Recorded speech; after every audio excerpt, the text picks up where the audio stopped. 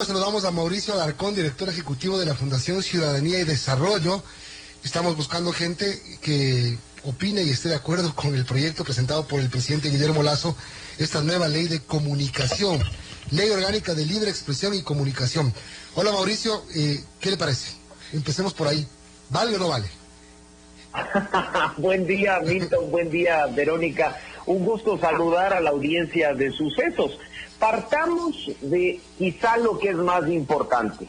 Si bien algunas personas creemos que no hay mejor ley que la que no existe, hay un mandato constitucional establecido en una disposición transitoria, según la cual nuestro país tiene que contar con una ley sobre la materia. En ese sentido, como ustedes saben, en 2013 se puso en vigencia una ley mordaza, una ley calificada incluso como las peores del mundo para restringir la libertad de expresión.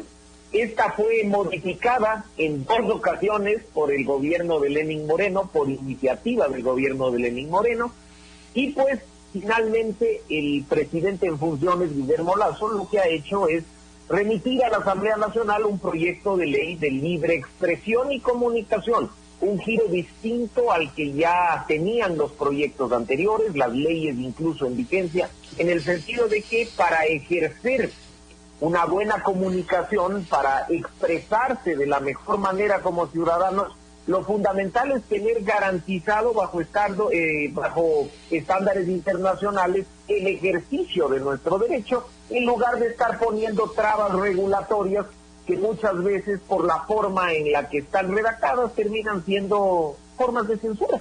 Claro, pero aquí digamos que creo que el paraguas de este proyecto presentado por el presidente Lasso es descriminalizar la opinión, que creo que era el principal problema de la ley de comunicación que está vigente hasta ahora, que fue reformada así, que eliminó cosas graves, persecutorias como la Supercom, sí, pero seguía teniendo el mismo espíritu de la creada en 2013. Ahora, descriminalizar la opinión, eso es lo que creo que puede ser lo más importante.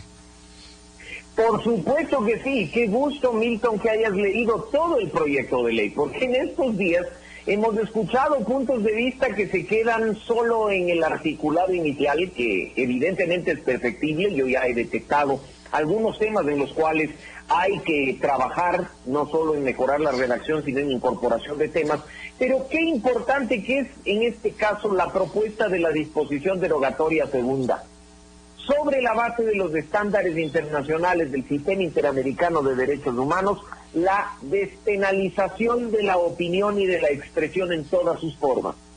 ¿Has visto tú que si bien nos decían que ya no puedes ir varios años a la cárcel por las injurias, últimamente se han activado la contravención que consta en el artículo 396 de la famosa activación por daño a la honra, que termina, claro, con hasta 30 días de prisión, pero privación de libertad al fin. Y por supuesto, el otro artículo que se ha permanecido intacto y vigente durante tanto tiempo, que es el de las calumnias. Así es que efectivamente hay una disposición derogatoria en el proyecto de ley que, en línea con lo ordenado por los principales organismos de derechos humanos, insta a despenalizar la opinión y la expresión. En cualquier caso, todo esto se trate por la vía civil como corresponde, pero jamás con privación de libertad, como algunas personas disfrutan hacerlo. Estamos hablando con Mauricio Alarcón, director ejecutivo de la Fundación Ciudadanía y Desarrollo. Son las 8:48. Mauricio, buenos días. Y sin duda una de las luchas para la libertad de expresión ha sido esta, despenalizar la opinión. Ahora hay críticos, obviamente, como en todo, y desde la bancada correísta, la bancada de UNES, cuestionan este proyecto porque dicen que con la despenalización de la calumnia, el día de mañana cualquier medio de comunicación podría publicar cualquier cosa, cuando lo que se debe defender, según ellos, es el derecho a la verdad, donde los medios juegan un papel fundamental, y mencionan que este proyecto constituye una carta abierta para que los ciudadanos no tengan instrumentos para defenderse en el caso de que las noticias no correspondan a la verdad. ¿Es así, Mauricio? Bueno, partamos de que, por ejemplo, el bloque correísta podría regresar a ver a una de sus principales ídolos, Cristina Fernández, que en su periodo anterior como presidenta de la Argentina despenalizó la opinión y la expresión siguiendo los estándares internacionales y las recomendaciones del Sistema Interamericano de Derechos Humanos. Así es que no se trata en este caso de generar polémica o de tratar de blindar, como alguna gente utiliza mal el término, la expresión de los ciudadanos. Se trata de garantizar la libertad de expresión, que no es un derecho más o menos importante que el de la honra y de la reputación, en cuyo caso, por supuesto, jamás la consecuencia debe ser la privación de libertad, sino más bien una sanción civil, una indemnización, una responsabilidad que se ventile por cualquier otro camino que no sea el que termine en una privación de libertad. Argentina lo hizo, y no lo hizo hace poco, lo hizo hace algunos años, siguiendo una sentencia de la Corte Interamericana de Derechos Humanos. ¿Por qué en todo caso, si el correísmo es tan fanático del kirchnerismo, no sigue el camino de sus aliados de Argentina y le empezamos a dar un ejemplo a otros países de la región para que vayan en la misma línea? Claro, ahora otro tema importante que me parece a mí, Mauricio, es la autorregulación. Si me preguntan a mí, bueno, nadie me ha preguntado, pero de todas maneras lo voy a decir porque quiero, si me preguntan a mí es más difícil autorregularse que te regulen, que te pongan un cerco de alambres de púa, donde cuando quieres salirte te chocas y te lastimas, a que te quiten todo, te den plena libertad. Es más difícil ser responsable, es autorresponsable, autorregularse. Me parece que es bien importante, aunque no parezca, la autorregulación es bien importante. A ver, la autorregulación, de nuevo, y aunque suene repetitivo, es un estándar internacional. Pero la responsabilidad mayor recae en los medios de comunicación y en los periodistas por efectivamente llevar adelante el ejercicio.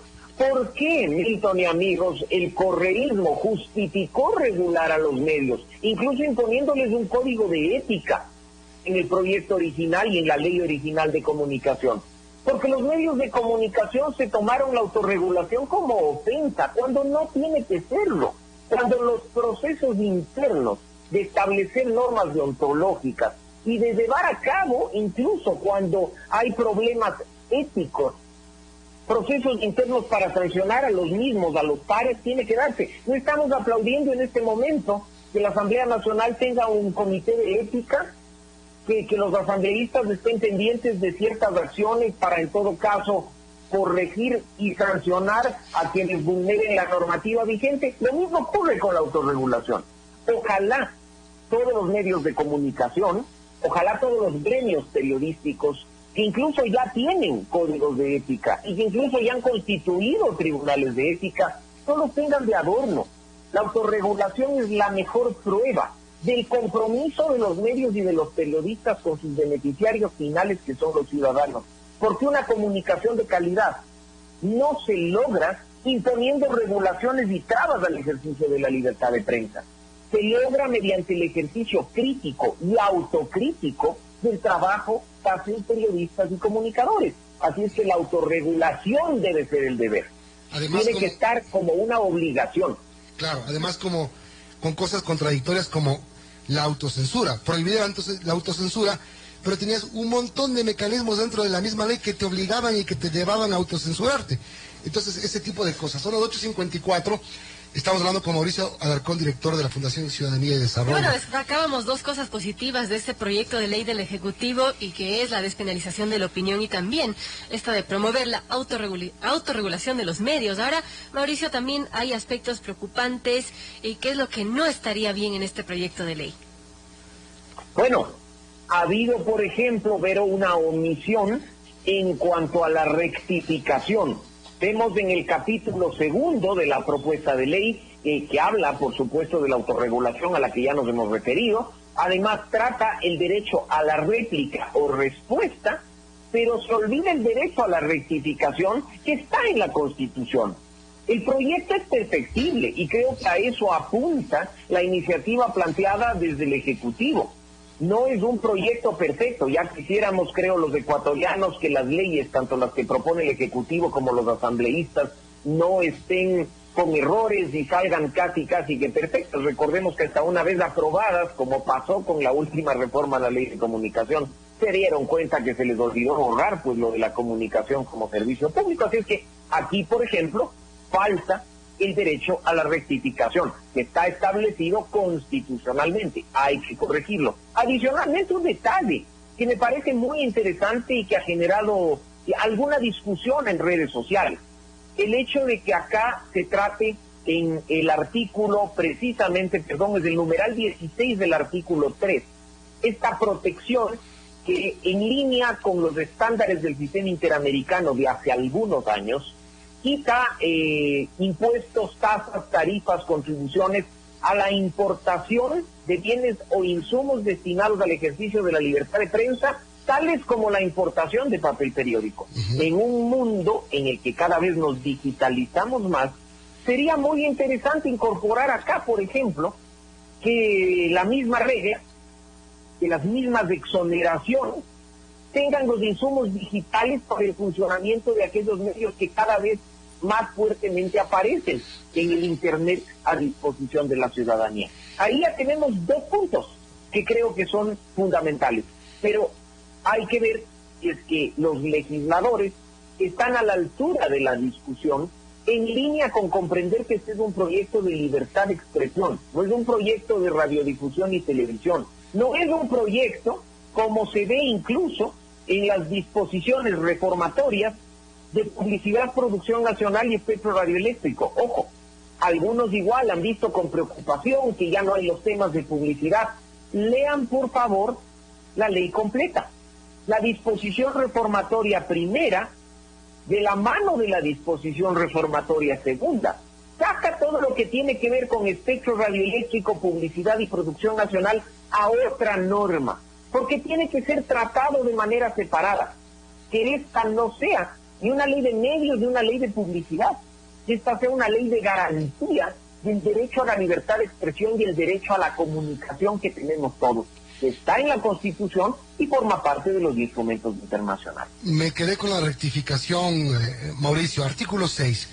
Derecho a la réplica o respuesta a toda persona que haya sido directamente mencionada a través de un medio de comunicación de forma que afecte sus derechos o la dignidad, honra o reputación, tiene derecho a que este medio publique o brinde acceso para que se realice su réplica o respuesta de forma gratuita, bla, bla, bla. Esto no es tácitamente una... llevarnos a una rectificación también. ¿Es necesario recalcarlo, quiero decir, Mauricio? Sí, porque hay una diferencia en ese sentido, Milton. La réplica o la respuesta la realiza la persona, entre comillas, afectada o mencionada directamente. Es un ejercicio personal. La rectificación, en definitiva, la realiza el medio a pedido de la persona afectada. Cuando uno pide que se rectifique un dato o un error de acuerdo a cómo están concebidos los estándares internacionales, basta, por ejemplo, con que yo envíe una carta solicitando que se rectifique aquello que a nuestro criterio está equivocado y proporcionando pruebas, evidencias, datos de que puedan basarse los periodistas para hacer dicha rectificación. La réplica o la respuesta es la que yo ejerzo de manera directa. Pido una réplica acá para ser yo quien hable y quien responda. Los medios, si bien el titular en definitiva sigue siendo el mismo, los medios a través de los cuales se canaliza la rectificación y la réplica son diferentes. Y bien, Mauricio, quizá una pregunta final. Hay también personas que cuestionan el hecho de que se ignora el carácter especial de los medios comunitarios y también el deber estatal de protegerlos de forma especial, y que tampoco hay una referencia sobre los medios públicos que por su naturaleza pues requieren algún tipo de tratamiento diferenciado. También sobre medios digitales.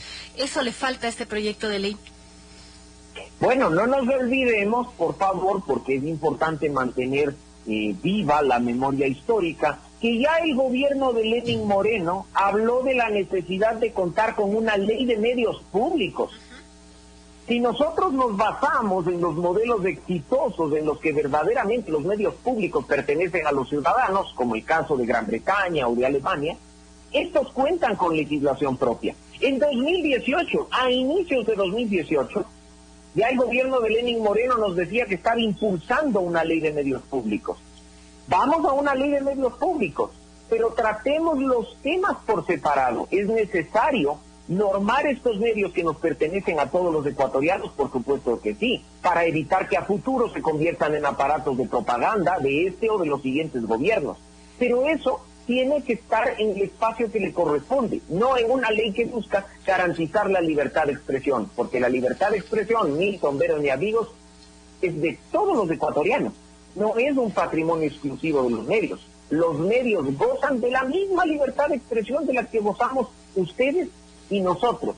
Hay temas especiales que tienen que ser tratados en normas específicas, como por ejemplo lo relativo, e insisto en ello, de los medios públicos. Chuta, casi se te sale la frase, la libertad de expresión ya es de todos, avanzamos, patria. No, por favor, quitémosle el ya, porque luego va a sonar a eslogan, pero lo único cierto, Milton, es que hay que romper la idea que lamentablemente se dejó sembrada durante un periodo pasado de que la libertad de expresión era un privilegio de unos pocos. La libertad de expresión está cuando un ciudadano en redes sociales critica a sus amigos o critica a un funcionario público. La libertad de expresión está incluso cuando yo manejando alguien se me cruza bajo el vidrio de insulto. La libertad de expresión es un ejercicio de todos los ciudadanos, es un derecho humano fundamental de todos. Dentro de esta libertad de expresión está además amparada la libertad de prensa, que es así, tiene características propias y específicas relacionadas al trabajo de los medios de comunicación y periodistas, pero el gran paraguas nos cubre a todos por igual. No caigamos en ese juego perverso que algunas personas quieren de tratar a la libertad de expresión como un privilegio, cuando no lo es de ninguna manera. Totalmente. Gracias, Mauricio Alarcón, director ejecutivo de la Fundación Ciudadanía y Desarrollo. Hasta la victoria siempre. Buen día. Buen día, Milton. Buen día, Vero. Un abrazo para todos.